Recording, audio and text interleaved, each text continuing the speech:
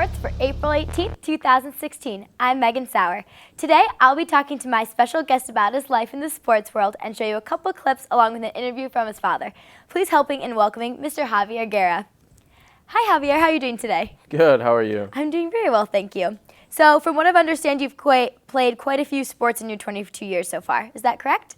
Yeah, I've played football, basketball, soccer, lacrosse, and baseball. So, that is a lot of sports. How old were you when you started playing all those? Baseball, I was probably around 5 or 6. Soccer, around the same age. I didn't pick up football until I was in middle school. Basketball, I loved to play since like 2nd grade, and lacrosse, I was playing since around 3rd grade. Oh, I gotcha. So why so many sports, and of which ones was your favorite? My mom was big into sports. She was a high school athlete. My dad was a high school athlete, but my mom was probably more competitive than anyone I know. She really gave us that edge and that drive to, strive for greatness. But my favorite sport right now is lacrosse. When I was growing up, it was definitely soccer, because the fluidity of the game was just was a lot of fun. I gotcha.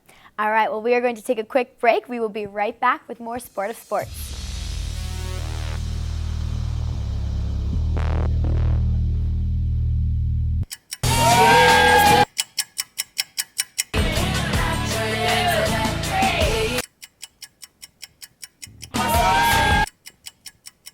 Every 48 minutes, one person is killed by an alcohol-impaired driver.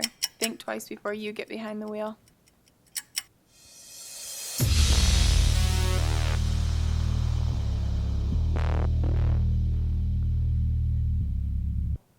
Hello and welcome back to the Sport of Sports. I'm Megan Sauer, and right before we went on break, we were talking to Mr. Javier Guerra about his life in sports and his favorite sport, which you were just saying was lacrosse, correct? Yes.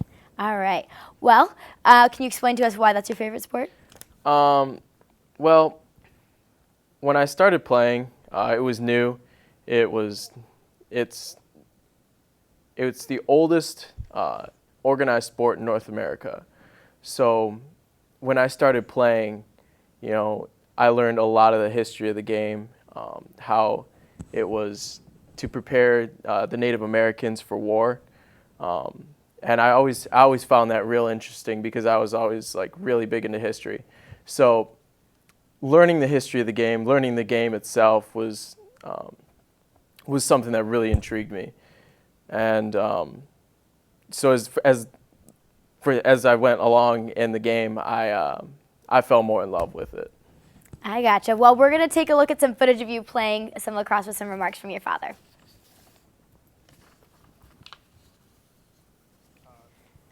Javi play. They were.